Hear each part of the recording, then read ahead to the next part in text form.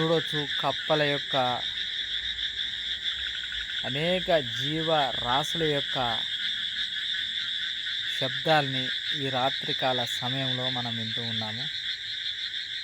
అర్థం చేసుకోండి, ఈ జీవరాశులని, ఈ ప్రకృతిలో వచ్చే వాతావరణాల్ని అనుభూతి చెందుతూ, ఆస్వాదిస్తూ, వాటితో మమేకమై మనం జీవించినప్పుడే మన యొక్క మనుగడ ఆనందంగా, సంతోషంగా, ఆహ్లాదంగా కొనసాగుతాయి.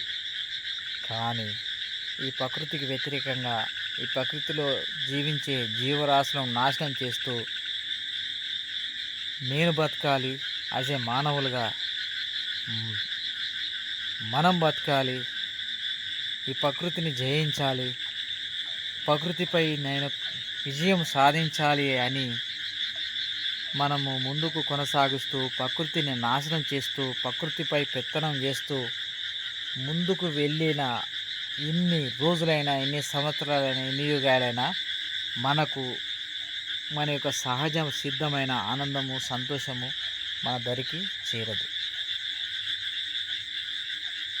ఎందుకంటే మన సహజ లక్షణము ప్రకృతితో అనుగుణమై, ప్రకృతితో మమేకమై, ప్రకృతిని కలుపుకుంటూ, ప్రకృతితో పాటు జీవించడమే మన సహజ జీవన విధానం.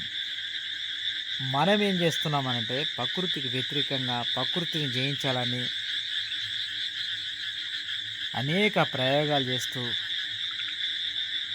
మన యొక్క సొంత ఆలోచనలతో ఇంకా మెరుగైన జీవనాన్ని, మెరుగైన జీవితాన్ని అనుభవించాలని, ఆస్వాదించాలని, ఆనందించాలని మనకు ముందుకు వెళ్తూ ఉన్నాము. కానీ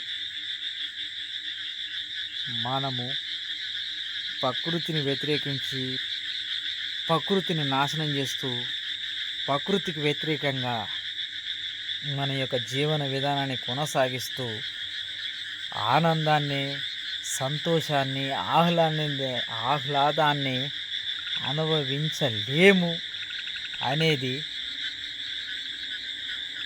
మనమందరం కూడా తెలుసుకోవాలి. ప్రకృతి మనకు ఎన్నో సౌకర్యాలని కల్పించింది.